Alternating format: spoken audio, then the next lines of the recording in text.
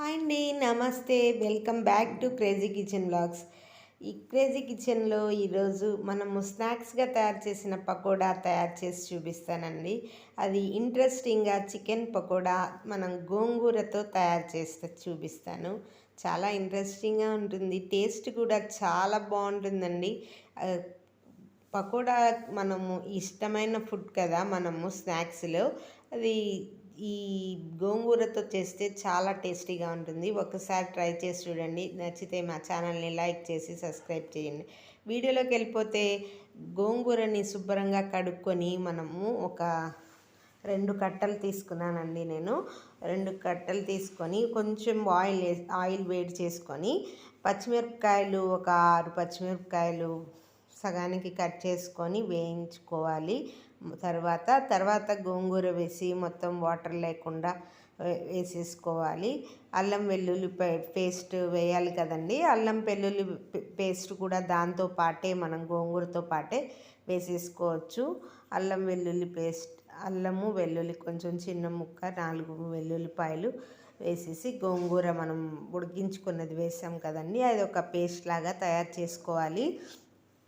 మిక్సీలో వేస్తే పేస్ట్ లాగా తయారైపోతుంది.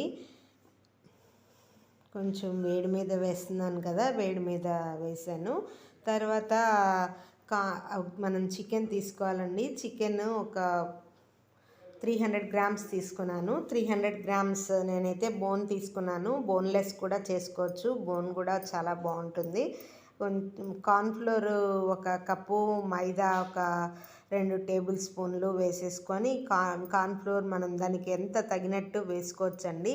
పసుపు, ఉప్పు, కారం మన రుచికి తగ్గినట్టు వేసుకోవాలి.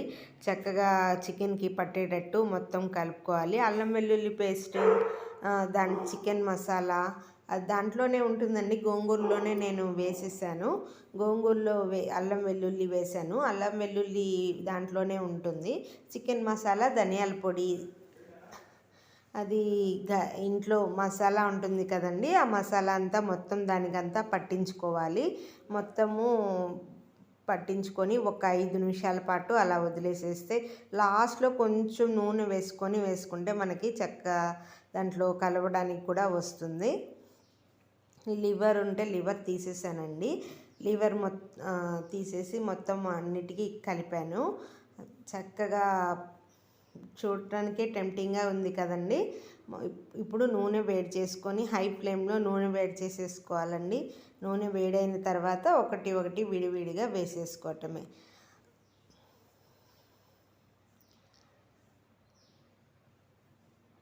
అదిగోండి, ఈ గోంగూరతో మనకి అసలు అద్భుతంగా ఉంటుందండి. టేస్ట్ సూపర్గా ఉంటుంది. ఒక్కసారి ట్రై చేశారంటే మీరు 4-5 సార్లు అలానే చేసుకొని తింటారు. ఖచ్చితంగా ట్రై చేసి చూడండి. విడివిడిగా చేసేసుకోవటం అండి. అసలు మనము హై ఫ్లేమ్లో పెట్టుకొనైనా చేసేసుకోవచ్చు. హై ఫ్లేమ్లో పెట్టేసుకొని చేసేసాను నేను. చూడండి, అది 5 నిమిషాలకి చక్కగా మగ్గిపోయి వెయ్యగానే కదపకూడదండి. వెయ్యగానే కదపకుండా ఒక 2 సెకండ్స్ అయిన తర్వాత చక్కగా హై ఫ్లేమ్లో పెట్టాను కాబట్టి 2 సెకండ్స్లో అయిపోయింది. 2 సెకండ్స్ తర్వాత కలుపుకొని కలర్ మారిన తర్వాత మనం తీసేసుకోవటమే. ఇదిగోండి, నేను సెకండ్ వాయిస్ ప్రజెంటేషన్ చేసే లోపలే మా పిల్లలు మొదట చేసింది తినేసారండి. అసలు ఎంత బాగుంటుందండి. నచ్చిందండి. నచ్చితే మా ఛానల్ని లైక్ చేసి సబ్స్క్రైబ్ చేయండి.